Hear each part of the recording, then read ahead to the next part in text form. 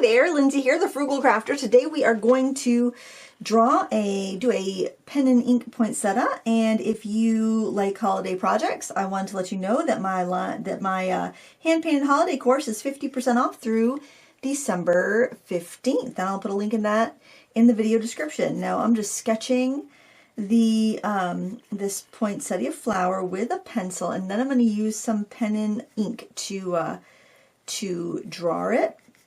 And if you like this style of painting, I have a class called Line and Wash Botanicals that uses this technique, and it's a lot of fun. And all of the projects in that class have a printable pattern if you are interested. And actually, I'll put a printable pattern for this up on my blog, thefrugalcrafter.wordpress.com. So that if you want to trace it, you can do that as well. And I'm just loosely drawing a poinsettia from a photo on Unsplash. But I do change things around from the photos that I see to make, because this is a big, like, just huge poinsettia plant, and I just want to get some kind of basic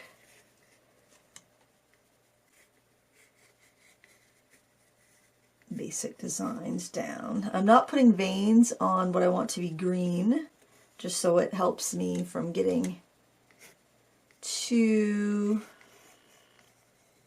confused.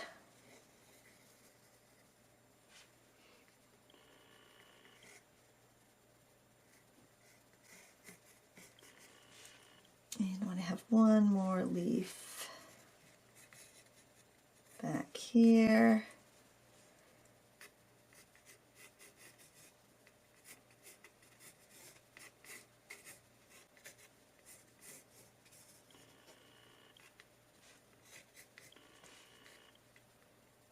I'm going to put one green leaf down here. So the leaves and the colored petals are really the same.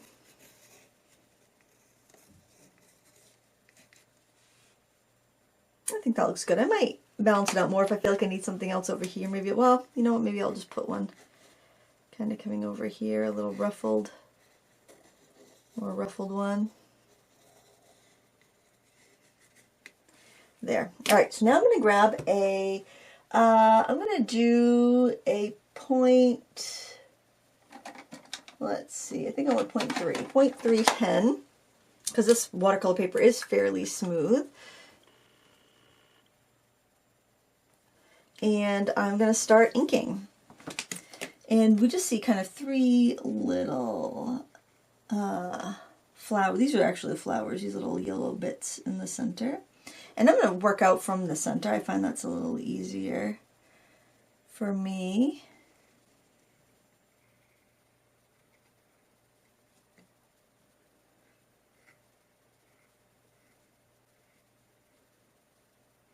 Now, if you're going to do, you can do these poinsettias in a variety of colors. You see them usually in red or white around here for the holidays, but they actually can come in shades of pink and even kind of a yellowy color, which is really pretty.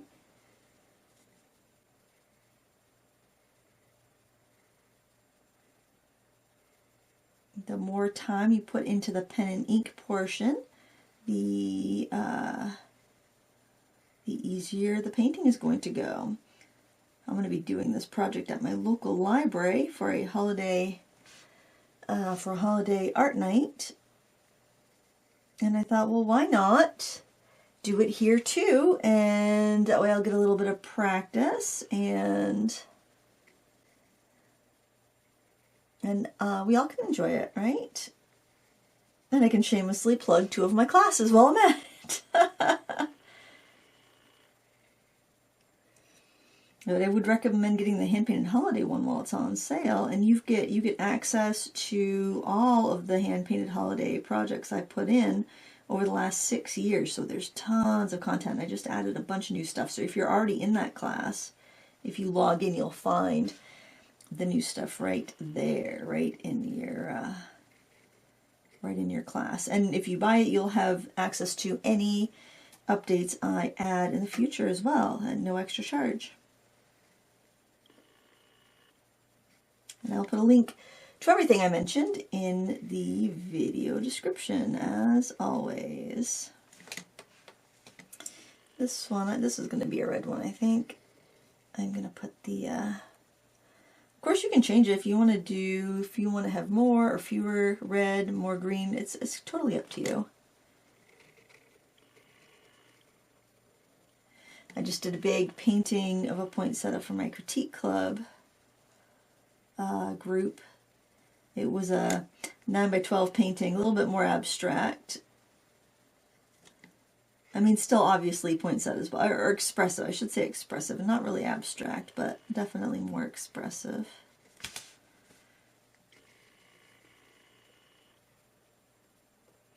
So if you decide to not draw along, I would recommend transferring the line work, just the outlines or so, with a pencil, and then I would just get your pen and ink right along with me like I'm doing right now.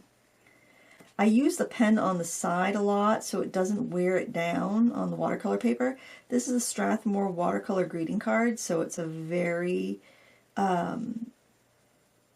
it's not a very, I won't say it's very smooth, but it's not like abrasive. Some paper, like Arches paper, is very almost sandpapery. So if I was using Arches, I actually would use probably like a 0.8 nib, and I would use it, definitely use it on its side, because it's such a harsh paper. You can go in with more detail too if you want to. You can add more little fractals off of the veins if you want to. Like as you get to the outside, the veins split apart even more. I'm not going to do that just for the time constraints I'm going to have in the class that I'm teaching live, and I want to have a good idea of how long this is going to take me. And this is a beginner project, so I will be teaching beginners at the library, or even if they're not beginners, kind of folks that just want a relaxing evening of, you know, food, folks, and fun, right? You're gonna have some cider, have some refreshments, paint a little painting, and then go back home and, you know, do their chores, do their holiday chores probably.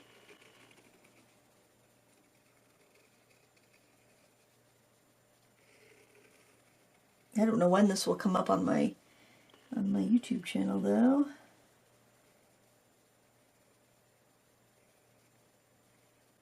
It'll probably be after Thanksgiving when this comes up, but I'm filming this before Thanksgiving.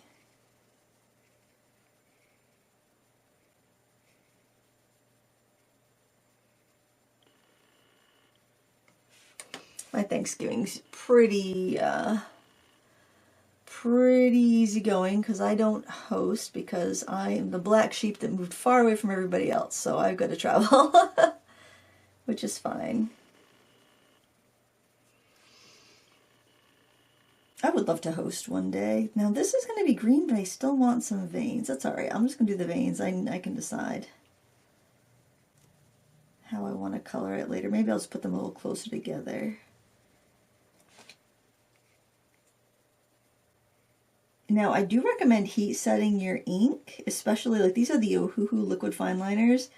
I definitely recommend heat setting the ink unless you want to, unless you want it to blend a little bit, which is fine.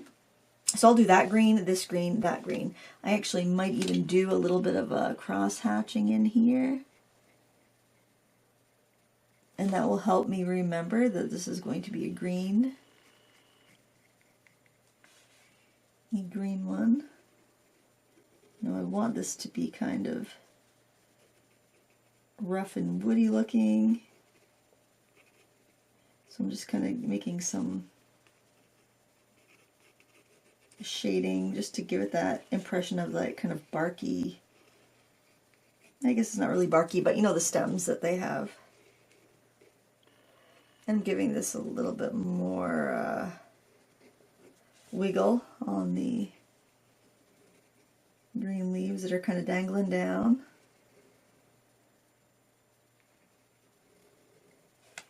And I'll erase my pencil lines, so don't worry. I am putting the veins a little closer together on the leaves. They wouldn't necessarily be that way, but I'm just using that as kind of an artistic style. And always make sure you're comfortable when you're working. That might mean moving your paper as you go.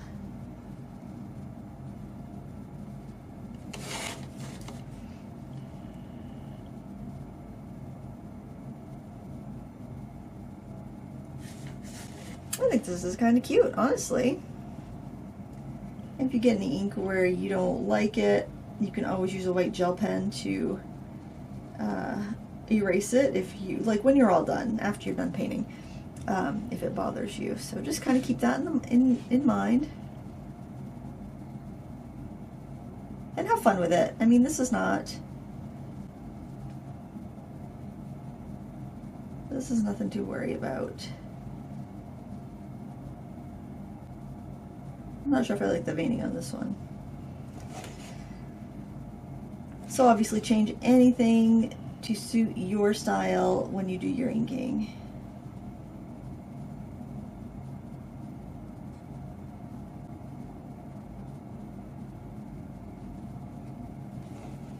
All right.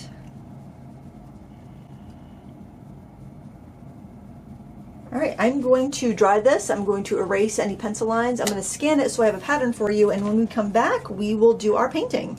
So pause the video if you want to do that stuff too. All right, it's time to work on the painting. Now, I want to let you know my brushes are back in stock over at Craft Ammo, and I'll put a link in the video description for that if you want to check that out. And I think I'm going to start off with the green leaves. I have some watercolors here. You can use whatever brand you have. I'll just move that over a little bit. I just have some leftover paint in there for a previous project that I think I might use because that was also poinsettia based. And I'm just going to go in and put a really light wash of sap green. Because it's a pretty small piece that we're working on. This is on a Strathmore greeting card. I don't need to pre-wet anything. But if you live someplace that's really dry and you find that you can't get your paints to blend, you can go ahead and pre-wet. I'm going to pick up a little bit of phthalo green or Viridian hue and add that in there. Now you can use a smaller brush than I'm using if you want to. If you really want to darken up your green, if you add a little bit of red to it, that will darken it right up.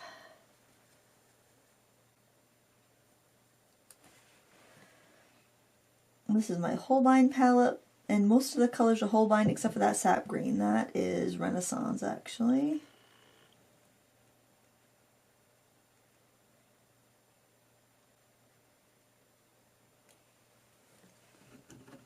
I like to have the colors have a little bit of variety into them.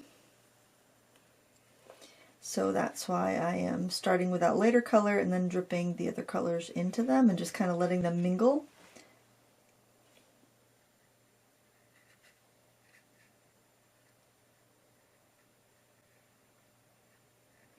This brush comes to a nice point, so I don't need to use a smaller brush, but it does hold more water than you might want. So if you're finding like you're flooding your petals a little bit too much, just go to a smaller brush. Or dab your brush off on a paper towel so that you can sop up the excess water.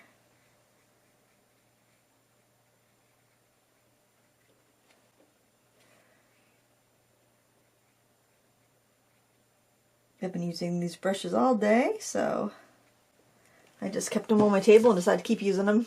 Rather than go get other ones, I did go over the lines a little bit, so I'm just going to give it a little press there. And I'm going to go into my darker color, which is the phthalo blue plus the red, the crimson red I'm going to use for the flowers, and just kind of add that in here and there, especially if there's like a wiggle on the edge of the leaf. I feel like it would be more shadowy there. Back into the sap green again, do the same thing to this leaf over here. I also like to do the leaves first because if your ink is not fully dry and it does end up reactivating a bit, then that happening on a leaf is not the end of the world. If it happened on a flower, on the petal, or the red leaves, I should say, because they're all leaves, if it happened on the red leaf, it would be not as pretty.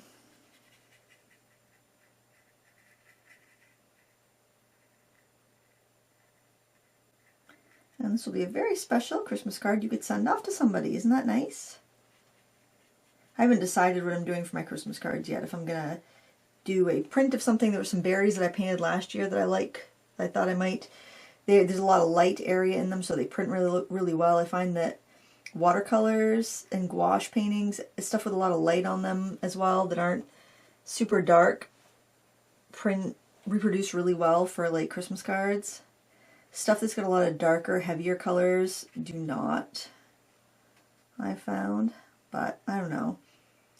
I haven't decided. It's expensive. It's expensive to have them printed, and it's time consuming to paint a bunch by hand or to craft a bunch, so I don't know. I don't know if people really, I don't know. I don't know if, how much people enjoy getting them either, you know, so it's kind of like I haven't gotten in the spirit yet, I guess. Just added a little bit of brown to that green, and I'm doing the stem with that color.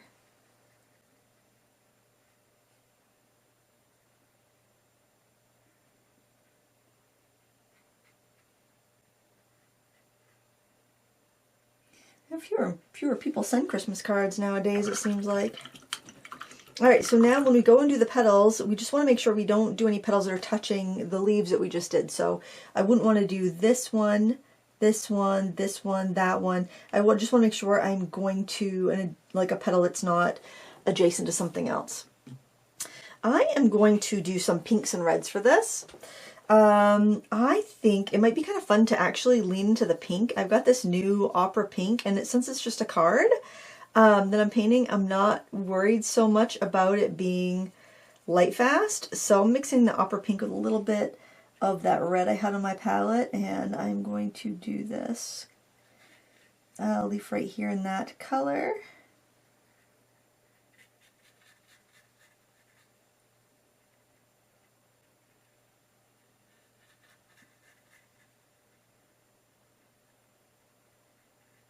I might do a variety of like having some all one color, having some that are a mix that, you know, have a variated color like the leaves.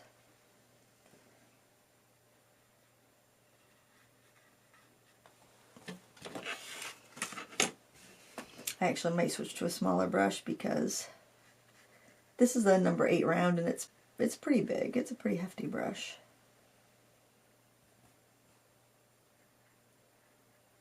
It would require me moving though, so I don't know. I'm awfully lazy. Alright, I'm gonna get a little bit of this red, more crimson color. I'm gonna add it next to the pieces that are kind of overlapping.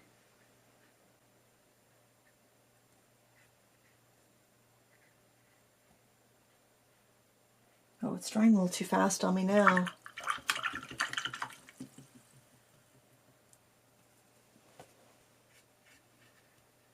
I'm going to go in there and reactivate it. It was drying too fast. I know I was going to get kind of a streaky effect, and I didn't want that, so I'm just going back in and reactivating. I'm going to grab a smaller brush. These petals are just a little too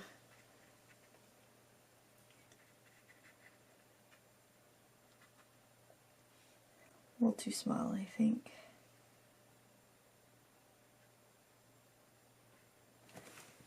So I might end up oh, that's pretty. I like that. Okay. And grab a smaller brush.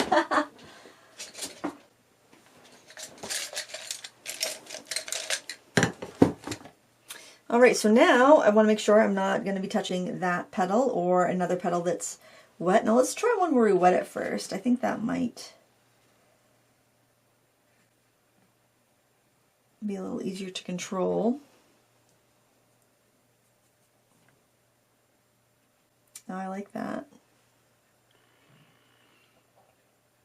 Sometimes I think it's fun to play with a different color. Instead of doing like Christmas red, we go with a little bit of a pink. I've even seen ones that have yellow, have like a little bit of yellow to pink, peachy color. That's really pretty. I guess all of this to say is, you know, have fun and do what you want to do. Can't remember if I used any of that red. I gotta look and see what that looks like. That's kind of like more of a burgundy. It's got a little bit of a purple undertone to it.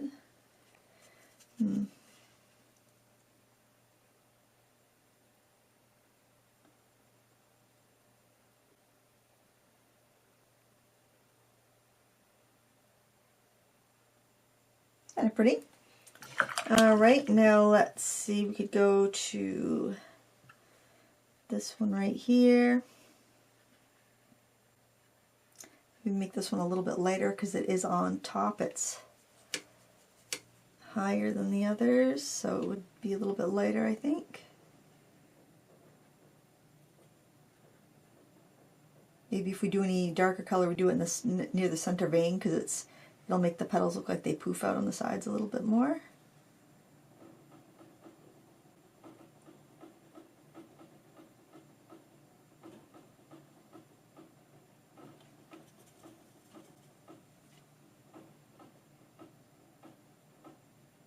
And if it's wet, it should blend pretty well.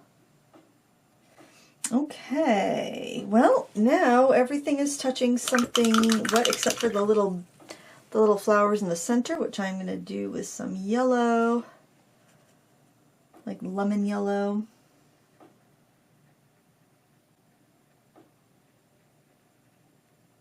I'm going to add a little bit of sap green to the edges of them, or actually I'll put it right in the middle and then go around the edges.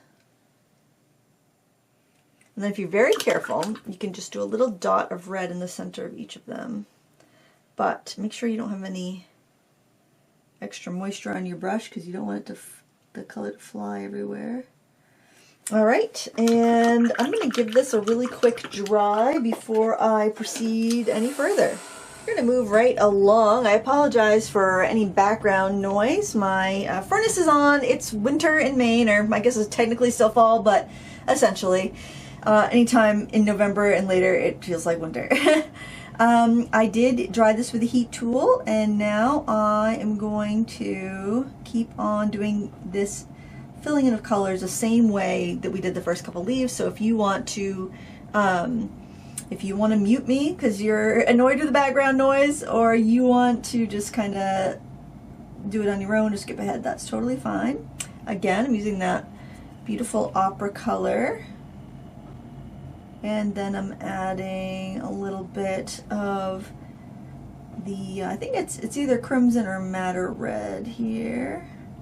And that's a fun thing about cards, is you don't have to worry about the, at least I don't worry about the light fastness, because either I'm mailing the card out and I don't expect people to keep the cards forever. And if they do, they're probably going to put them in a shoebox or something. Or if I decide that I'm going to have it printed, then it only has to last long enough to get to the printer. Not that it would fade overnight, it would take a while, but yeah, just something to think about. I'm going to do the same thing over here. I guess it's funny, with the greens, I found that I don't need to pre-wet the petal if I wet it with a sap green, but with the and that could be because I was using the Renaissance watercolors, I don't know, but with the, it could be because the Renaissance watercolors have honey in them, but with the petals where I'm just using the whole bind, it seems like I need to pre-wet it a little bit. Now I will go in and I will add darker color around that pink petal that's in front, because that would leave a shadow, that would cast a shadow. Oh good, the noise appears to be done.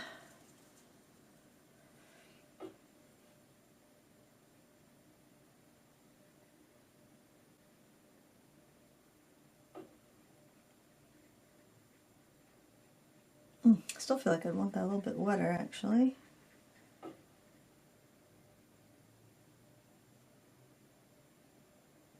like to see a little variation, a little more variation in my colors. A little more depth. But I like that you could do whatever colors you want, you know. There's some variety. If you want to do white, a white poinsettia, you could paint a background so that you could see the, you know, have some contrast there. Wet this leaf, this petal. I'm not super particular. I just try to get it overall, get a nice kind of satin gloss to the petal. I don't really want puddles, so if I do have a puddle, just kind of set my brush in there and blot it off. Go in my lightest color, especially where it's overlapping. This is over next to a darker petal, so I want that to be a little bit lighter there. And then go a little bit darker as I'm next to these other petals that are overlapping it.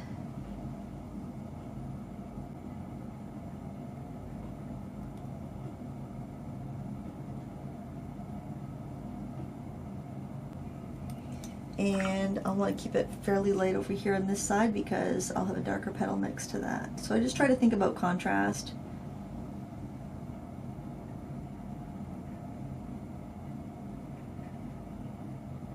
And opera, I don't know about the Holbein opera because I'm not that familiar with it, but sometimes opera paint will granulate, which is kind of fun. Okay. I'm just going to go ahead and paint this one in because it's little.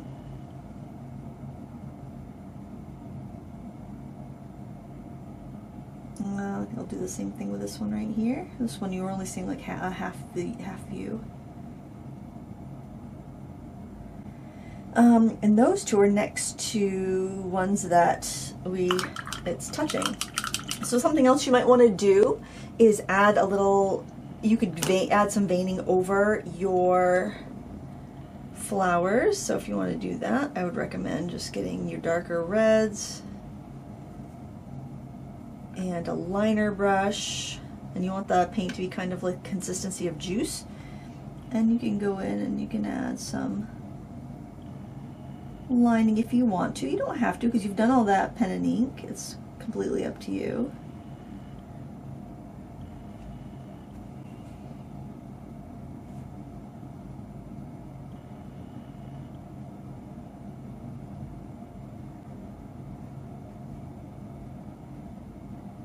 I don't think I like that actually. So I think I'll just go in and just kind of brush over that.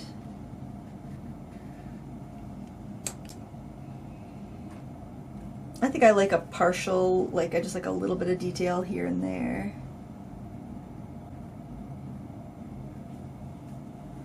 Especially for something easy like a Christmas card.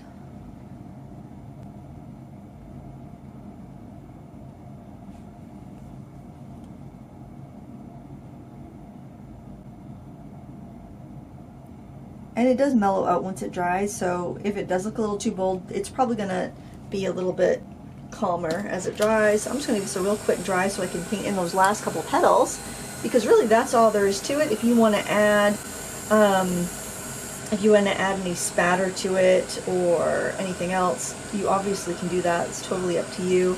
I would suggest like a metallic color, or maybe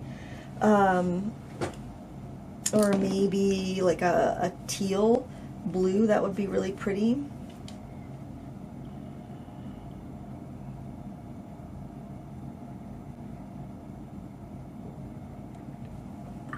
I'm just going to blend that out so it's a little bit lighter as it goes out to those other edges.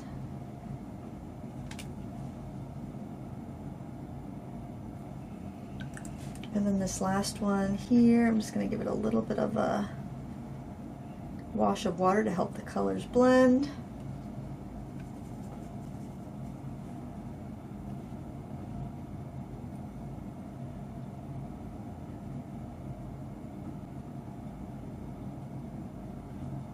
I hope that the people that come to my library class enjoy it. It's kind of a fun project, an easy project, which is nice this time of year. And if you would like to do some easy watercolor projects, my hand painted holiday is 50% off. There are many watercolor projects. The projects I put in this year are much quicker and easier if that's what you're looking for.